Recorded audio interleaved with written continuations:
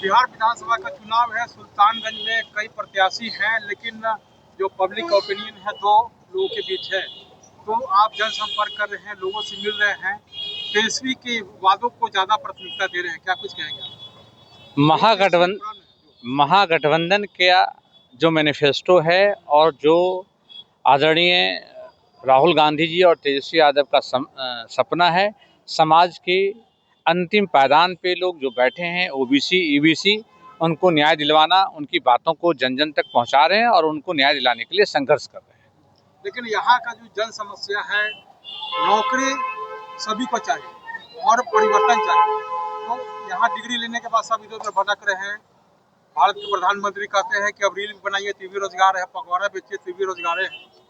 देखिए, नरेंद्र मोदी जी जो कहते हैं उस पर तो मैं नहीं जाता हूं, लेकिन मैं जाता हूं 20 साल से यहाँ जदयू के विधायक जीत रहे हैं और 20 साल जैसे पहले जो सुल्तानगंज था वो आज भी है। ना अनुमंडल का दर्जा मिला, ना युवाओं के रोजगार के लिए कोई इंडस्ट्रीज यहाँ खोली गई, ना बाबा अजगैबीनाथ की पवित्र धरती को अंतर्राष्ट्रीय स्तर पर घोषित किया गया। यहाँ के युवा साथी बेरोजगार हो रहे हैं, पढ़ लिख के पलायन क्यों हो रहे हैं, महिला अस्पताल नहीं है, पानी बिजली तरह तरह की समस्याएं हैं, समस्याओं का अंबार है।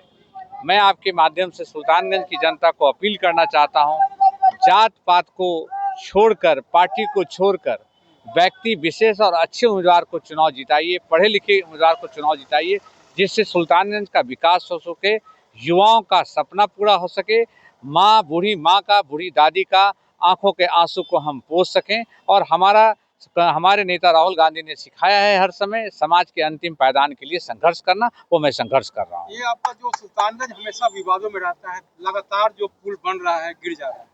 निश्चित तौर से ये सरकार भ्रष्टाचार की बलि चढ़ गया है। उसी तरह सिंगला कंस्ट्रक्शन के द्वारा जो अगवानी पुल बन रहा है तो भ्रष्टाचार का है, और यहाँ के नेताओं ने कोई जंग नहीं लड़ा, क्योंकि सारे नेता, यहाँ के जो भी नेता हैं, उनका अपना पॉकेट भरने से फुर्सत नहीं है। मैं आपको बता दूं, माननीय उच्च न्यायालय के वेबसाइट पर जाइएगा, मैंने इस पर माननीय उच्च न्यायालय में PIL किया, हाईकोर्ट में केस किया, केस जीता और 350 करोड़ रुपया का पनिशमेंट हुआ सिंगला कंस्ट्रक्शन को। और सिंगला कंस्ट्रक्शन ने PIL में ये ओथ करके माननीय उच्च न्यायालय को कहा कि हम अपने पैसे पर बनाने के लिए तैयार हैं। शायद मुझे लगता है उसी का मुझे पनिशमेंट है कि यहाँ सारे लोग एकजुट होकर एक अच्छे छवि के नेता को डैमेज करने में लगे हैं। लेकिन यहाँ की जनता जानती है कि सुल्तानगंज की जनता के लिए संघर्ष कौन करता है। अगवानी पुल के लिए पूरे राजनीति देश के स्तर पर हाईकोर्ट से लेकर सुप्रीम कोर्ट तक किसने लड़ाई लड़ी, क्योंकि भ्रष्टाचार मुक्त सुल्तानगंज होना चाहिए। यहाँ के लोगों से पूछिएगा, मोटेशन में, जमीन की दाखिल खारिज में, हर चीज में दलाली है।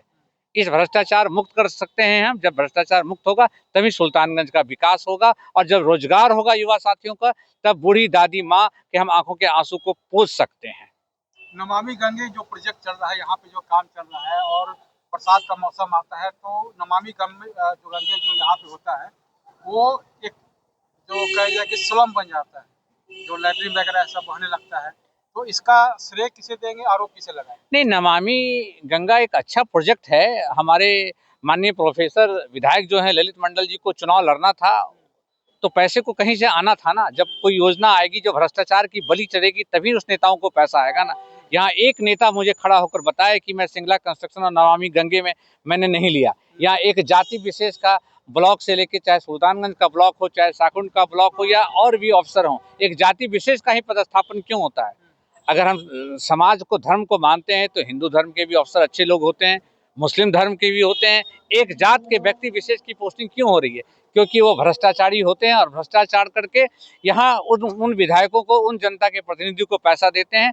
इसलिए ये नमामि गंगा अच्छा प्रोजेक्ट है। उसमें जो लूट फूट हुआ क्यों नहीं जांच करवाते हैं?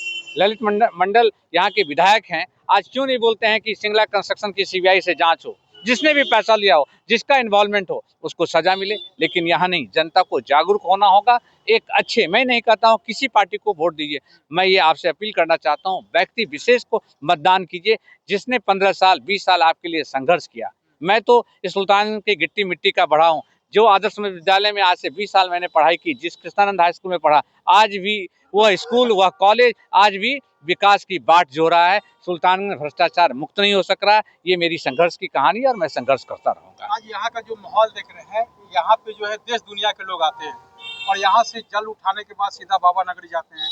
तो यहाँ का जो कंजेस्टेड एरिया है, कैसे मतलब कैसे डेवलप होगा, क्या मतलब ये पब्लिक को भी समझ में नहीं आ रहा है कैसे करें।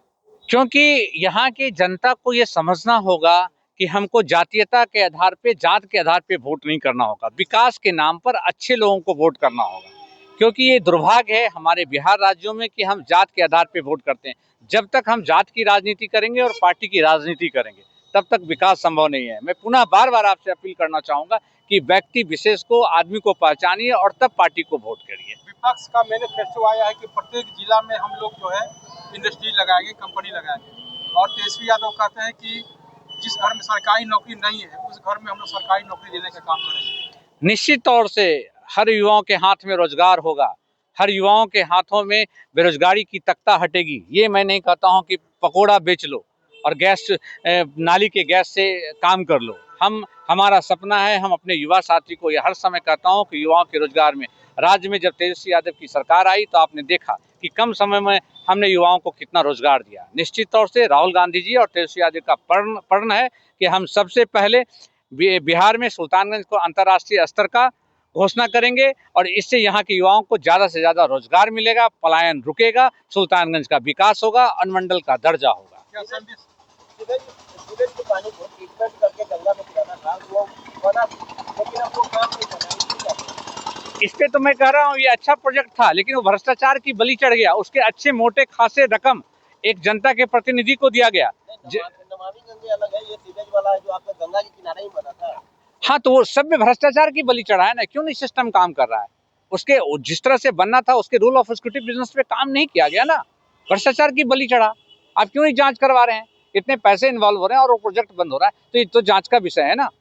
जांच करवानी चाहिए सरकार को, संबंधित पदाधिकारी को पनिशमेंट होना चाहिए। Thank you. 5 साल का रोड मैप एक और गलत था, क्या एक और जनता को क्या मैं ये महागठबंधन है आपके, और यहाँ 2 उम्मीदवार एक, अच्छा ये यहाँ 2 उम्मीदवार महागठबंधन में सीधे धरा है। कांग्रेस से कौन है? कांग्रेस से मैं हूँ। अच्छा, आरजेडी किसको दिया? आरजेडी दिया है चंदन सिन्हा का एक क्रिमिनल को। यहाँ चंदन सिंह। चंदन सिन्हा है, एक प्लॉटर है, जमीन का क्रिमिनल है, उसको दिया है। अच्छा, ठीक है। यहाँ पे महागठबंधन के 2 प्रत्याशी हैं, कैसे देखते हैं आप? महागठबंधन के एक ही प्रत्याशी हैं जी। मैंने नॉमिनेशन किया था, महागठबंधन का प्रत्याशी मैं हूँ। निश्चित तौर से चंदन सिंह कौन है?